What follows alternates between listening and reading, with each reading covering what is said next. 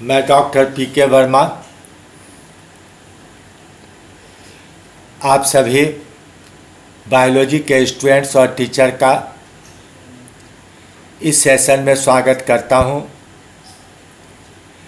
पिछले विभिन्न सेशंस में हमने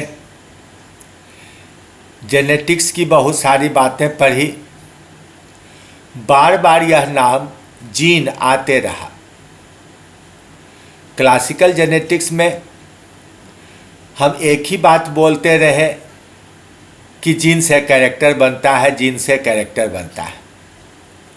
लेकिन जब यह मालूम हुआ कि जीन का निर्माण डीएनए से होता है, तो मॉलिक्यूलर लेवल पर जीन का क्या अर्थ होता है, कैसे कोई जीन काम करता है या नहीं करता है, यह जानना बिल्कुल ज़रूरी है। तो इस सेशन में हम लोग कंसेप्ट ऑफ जीन और कंसेप्ट ऑफ ओपेरॉन पढ़ेंगे। जब मेंडल की खोज हुई थी तो लोगों ने कहा कि प्रत्येक कैरेक्टर की उत्पत्ति एक विशेष फैक्टर से होती है, जिसे मेंडेलियन फैक्टर कहा गया। बाद में जोहानसन ने 1909 में इसी मेंडेलियन फैक्टर को जीन नाम दिया और ऐसा माना गया कि यही जीन है जिसके कारण हेरेडिटी यानी कि आनुवांशिकता होती है। माता पिता के लक्षण उनकी संतानों में आते हैं। तो यह एकदम फंडामेंटल कंडीशन था जीन कंसेप्ट का। अब बहुत सारे ऐसे जीन हैं जो सभी इंडिविजुअल्स में एक समान होते हैं। मुश्किल से 2-3% ऐसे जीन होते हैं जो पर्सन टू पर्सन डिफर करते हैं, उनमें अंतर होता है। तो कैरेक्टर बनता है एक जीन से। उस जीन की होती है 2 कॉपी। प्रत्येक कॉपी को अलेल कहा जाता है, यानी अलेल और जीन एक ही चीज़ है। अगर किसी हैप्लॉइड ऑर्गेनिज्म की बात कीजिए तो एक जीन में 1 अलेल, और डायप्लॉइड की बात कीजिएगा तो 2 अलेल। अगर यह टेट्राप्लॉइड होता तो एक जीन के 4 अलेल होते। अब कभी कभी उन अलेल्स के डीएनए में थोड़ा सा सीक्वेंस का अंतर हो जाता है, जिससे उससे उत्पन्न होने वाला आरएनए और प्रोटीन में थोड़ा अंतर हो जाता है। इस अंतर के कारण गुणात्मक डिफरेंस बनता है, कैरेक्टर्स में थोड़ा बहुत डिफरेंस बनता है, तो 2 अलग अलग ट्रेट्स उत्पन्न होते हैं।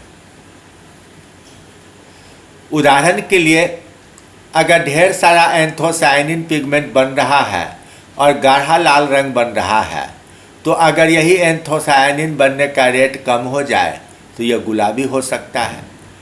यह बनना बंद हो जाए तो यह सफ़ेद हो सकता है। तो एक ही जीन में थोड़ा बहुत बनावट के अंतर और काम के अंतर के कारण अलग अलग ट्रेट्स बनते हैं।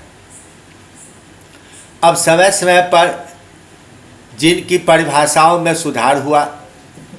बीडल और टाटम ने 1941 में कहा कि जीन वह फैक्टर है जो एक विशेष एंजाइम या विशेष प्रोटीन का निर्माण करता है।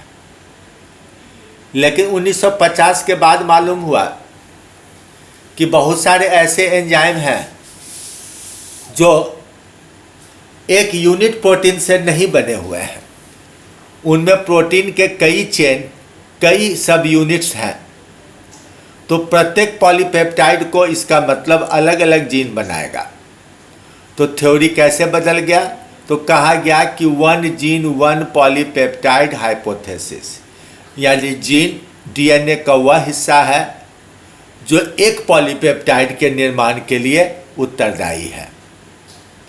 कैरेक्टर से आई बात एंजाइम पर, एंजाइम से अब बात आ गई 1 पॉलीपेप्टाइड पर। लेकिन मॉडर्न कंसेप्ट में कुछ और बातें आ गई।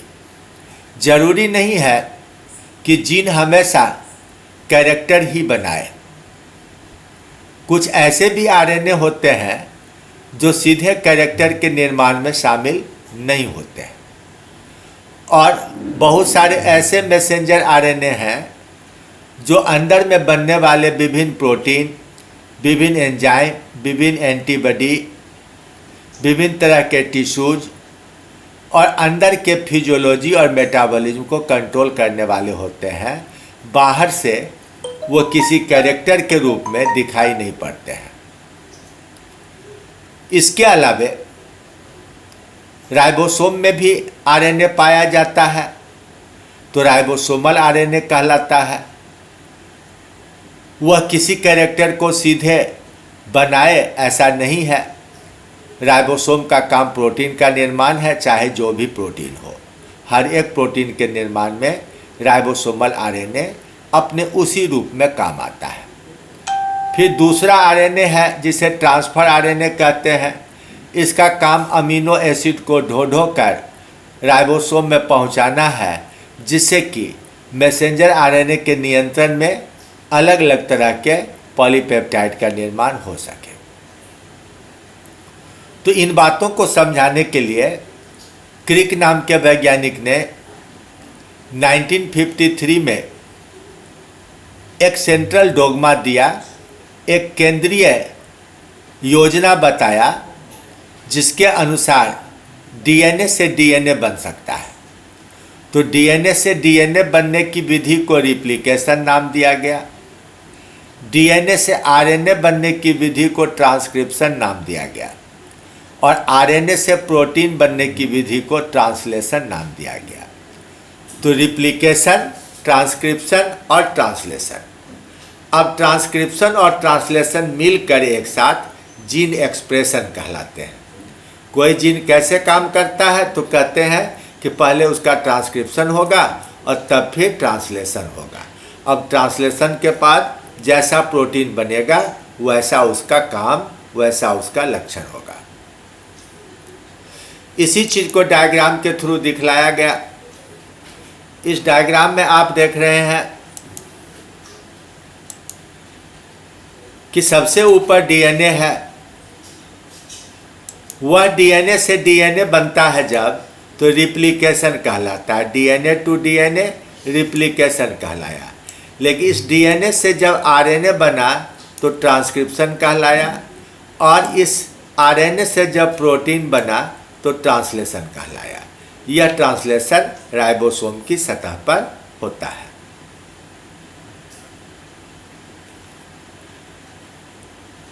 अब बहुत सारे ऐसे जीन हैं जो सभी सेल के जीवन के लिए, उसकी नॉर्मल क्रियाओं के लिए आवश्यक है। उन्हें हाउस कीपिंग जीन या लाइफ कीपिंग जीन कहते हैं। उदाहरण के लिए, हर एक सेल में रेस्पायरेशन होगा, तो रेस्पायरेशन के लिए जितने तरह के एंजाइम होते हैं उन सब का हमेशा निर्माण होगा, नहीं तो सेल मर जाएगा। जीन से ट्रांसक्रिप्शन होता है तो आरएनए बनाने वाला एंजाइम चाहिए। ट्रांसलेशन होता है तो प्रोटीन बनाने वाला एंजाइम चाहिए। अगर ये एंजाइम्स में से कुछ भी अभाव हो जाएगा, घट जाएगा, तो फिर यह सेल मर जाएगा, काम नहीं कर पाएगा। इसलिए इन सभी कामों को कराने वाले जीन्स को एक साथ मिला के कहा गया हाउस कीपिंग जीन या लाइफ कीपिंग जीन। अब कई जीन हैं जो ऑन रहते हैं, काम करते रहते हैं, लेकिन विशेष परिस्थितियों में इसको ऑफ करा दिया जाता है, काम को रोक दिया जाता है, तो रिप्रेसेबल जीन कहलाया। और कुछ जीन ऐसे हैं जो काम नहीं करते हैं, विशेष परिस्थिति में उसको काम कराने के लिए ऑन किया जाता है, तो उसको इंड्यूसिबल जीन कहते हैं। आप ऐसे समझिए कि सारे के सारे जीन अपने क्रोमोसोम के साथ हमारे सब टिश्यू, सभी अंग में आए हैं, लेकिन किसी एक टिश्यू में एक काम होता है, दूसरा नहीं, दूसरा होता है तो तीसरा नहीं, दूसरे टिश्यू में अलग सेट काम करता है, चौथे टिश्यू में कोई और अलग सेट काम करता है। तो कई सारे ऐसे जीन्स हैं जो एक टिश्यू में ऑफ हो जाते हैं, दूसरे में ऑन रहते हैं। जो दूसरे में ऑफ है वो पहले में ऑन हो सकते हैं। इसके अलावा जब हम लोग आरएनए बनने की क्रिया देखेंगे तो हम यूकैरियोट में देखेंगे कि जीन का पूरा हिस्सा काम के लायक नहीं होता है।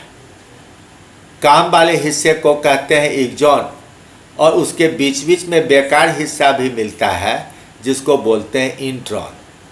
तो ये खास करके यूकैरियोट में पाया जाता है। यहाँ डीएनए बहुत ज़्यादा है तो बेमतलब का काम भी होते रहता है। इस तरह से अंत में परिभाषा इस प्रकार बनी कि जीन ऐसा यूनिट है जो विशेष तरह के प्रोडक्ट के निर्माण के लिए उत्तरदायी होता है, यानी expresses as a functional product और by regulation of gene expression. हालांकि यह डेफिनेशन थोड़ा क्लिष्ट है, थोड़ा अबूझ सा है। अब इसको सीधा समझने के लिए आप आइए ओपेरॉन कंसेप्ट पर। जैकब और मोनोड ने 1961 में एस्चेरिचिया कोलाई नामक बैक्टीरिया में लैक्टोज नाम के शुगर को यूज कराने वाला लैक ओपेरॉन की खोज किया। उसकी रचना में क्या क्या पाया गया, सब चीज़ को मिला के कहा गया ओपेरॉन। तो ओपेरॉन कंसेप्ट बना कि उसका ऑपरेशन, उसके काम करने की क्रिया विधि को नियंत्रित करने वाला एक जटिल रचना है। जीन सिर्फ उतना ही बड़ा नहीं है जिससे कि आरएनए बनता है, बल्कि जीन कुछ बड़ी सी चीज़ है। कितनी बड़ी चीज़ है? तो इसमें एक सीरीज में अरेंज किया हुआ है कई चीज़। एक रेगुलेटरी जीन होगा, फिर उसके बाद एक प्रोमोटर होगा, प्रोमोटर के बाद एक ऑपरेटर होगा, और ऑपरेटर के बाद वह वास्तविक हिस्सा होगा जिसमें आरएनए बनता है। तो आरएनए बनाने वाला हिस्सा सिस्ट्रॉन कहलाएगा। अब इस केस में 3 सिस्ट्रॉन जेड, वाई और ए एक साथ जुटे हुए हैं। जब यह जीन ऑन होता है तो इस तीनों हिस्से का आरएनए बनता है, एक ही लंबा आरएनए, और उस आरएनए पर एक ही लंबा सा प्रोटीन बनता है। अब फिर प्रोटीन टूटकर 3 भाग में बढ़ जाता है, जिससे 3 एंजाइम बनते हैं। जेड के हिस्सा से बीटा गैलेक्टोसाइडेज, वाई के हिस्से से लैक परमिएज और ए के हिस्से से ट्रांस एसिटाइलेज। ये किसी न किसी तरह से लैक्टोज के यूटिलाइजेशन में, लैक्टोज के मेटाबॉलिज्म में काम आने वाले एंजाइम्स का या उनको बनाने वाले जीन्स का एक समूह यानी बंच बन गया। जब ऑन होगा तो तीनों बनेगा, ऑफ होगा तो तीनों में से कोई नहीं बनेगा। अब इसमें एक रेगुलेटरी जीन है जो थोड़ा हटकर होता है। वह रेगुलेटरी जीन एक रेगुलेटरी प्रोटीन या इनहिबिटर प्रोटीन बनाता है, रोकने वाला। फिर पहला हिस्सा है प्रोमोटर। उस प्रोमोटर में एक विशेष तरह की सजावट पाई जाती है जिसको कंजर्व सीक्वेंस या कंसेंसस सीक्वेंस कहते हैं। बैक्टीरिया में भी ऐसा 2 सीक्वेंस है, यूकैरियोट में भी दो सीक्वेंस है। बैक्टीरिया में जहाँ से आरएनए बनना है उसके 10 बेस पहले, ये 10 बेस पहले तो -10 बेस पेयर, और 35 बेस पहले यानी -35 बेस पेयर्स। तो इतनी दूरी पर 2 कंसेंसस सीक्वेंस है। तो -35 वाले को उसकी सजावट क्या है? तो TTGACA, TTGACA। और दूसरी सजावट क्या है? तो दूसरी सजावट है 10 डिस्टेंस पर TATAATG। ये बहुत ज़रूरी है, इसके बिना काम नहीं होगा। -35 वाला नहीं भी काम कर सकता है, लेकिन -10 वाले को हर हाल में काम करना है। इसका दूसरा नाम है प्रिवनोबॉक्स। यहीं पर आरएनए पॉलीमरेज एंजाइम वास्तव में अटैच होता है और आगे बढ़ता है। यूकैरियोट में भी 2 सीक्वेंस है, एक -25 पर, एक -75 पर। -25 वाला क्या कहलाया? तो TATAAA। कॉमन नेम है टाटा बॉक्स, बार बार मेडिकल में आते रहा है ये। या हॉगनेस बॉक्स, और दूसरा है GGCCAATCT, लेकिन लोग अक्सर उसको CAAT नाम देते हैं, CAAT बॉक्स।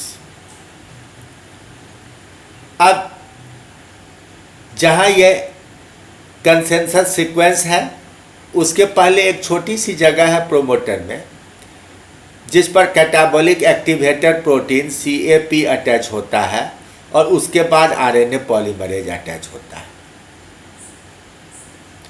अब ऑपरेटर एक छोटा सा 50-60 बेस का हिस्सा है, जहाँ पर इनहिबिटर या रिप्रेसर मॉलिक्यूल जुट जाता है और जीन को ऑफ कर देता है।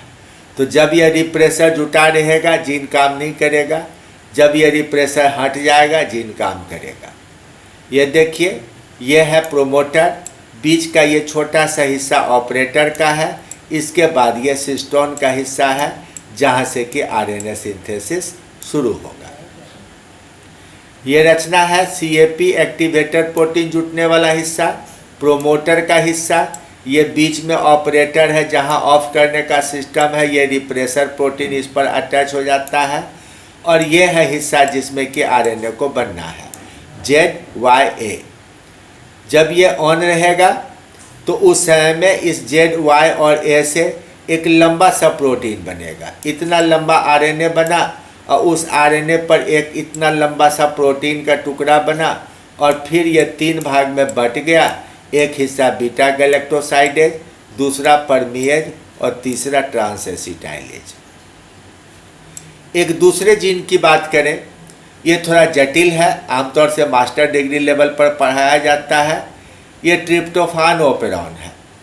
बैक्टीरिया में ट्रिप्टोफान नाम का अमीनो एसिड लगातार बनते रहता है, बनते भी रहता है, खर्च भी होते रहता है। इसके लिए अपना एक अलग से रेगुलेटरी प्रोटीन है, और 5 सिस्टोन का एक लंबा सा समूह है। इसकी सजावट उल्टी है, EDCBA,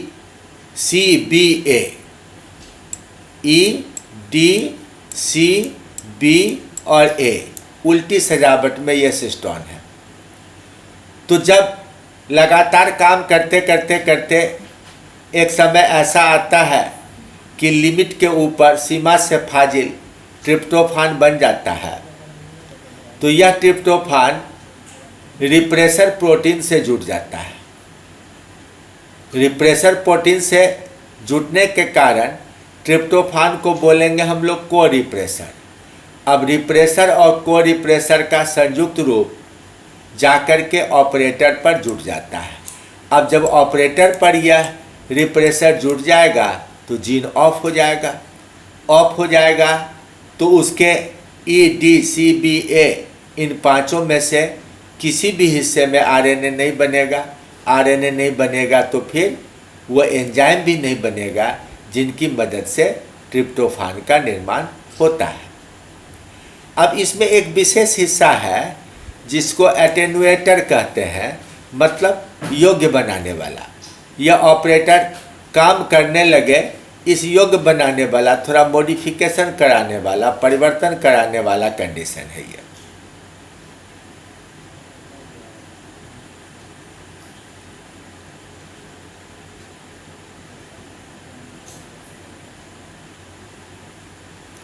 अब चूंकि ये रोकता है, ये देखिए यहाँ प्रोमोट, यह है रेगुलेटरी प्रोटीन का जीन, यह रिप्रेसर सब्सटेंस बनाया। जब ढेर सारा लैक्टोज जमा हो जाएगा तभी यह ऑपरेटर पर आके जुड़ जाएगा और यह ऑपरेटर ब्लॉक हो जाएगा। जब यह ऑपरेटर ब्लॉक हो जाएगा काम करना बंद कर देगा। लेकिन जब ट्रिप्टोफान नहीं रहेगा तो यह हट जाएगा। हट जाएगा तो ये क्या होगा, ये बीच में अटेन्यूएटर है, तो यहाँ पर आकर के एंजाइम जुटेगा, RNA पॉलीमरेज ऑपरेटर को पार करेगा, इस अटेन्यूएटर वाले हिस्से को पार करेगा, तब EDCB और A ये 5 हिस्से का एक लंबा सा RNA बनाएगा और इस मैसेंजर RNA पर 5 एंजाइम के समूह बनेंगे 5 के हिस्से से, और इन सभी एंजाइम की मदद से फिर ट्रिप्टोफान नाम का अमीनो एसिड बनने लगेगा। तो इस तरह से आपने अब तक जीन को डिटेल में समझा कि जीन का मोटा मोटी अर्थ क्या है, डीएनए के लेवल पर जीन का क्या मतलब होता है, जीन के कितने हिस्से होते हैं और किस हिस्से से आरएनए का निर्माण होता है, इसे ऑफ या ऑन करने की क्या विधि होती है। तो इसके साथ ही अब अगले टॉपिक में हम लोग आरएनए बनने की क्रिया देखेंगे। तब तक के लिए धन्यवाद। Thank you very much.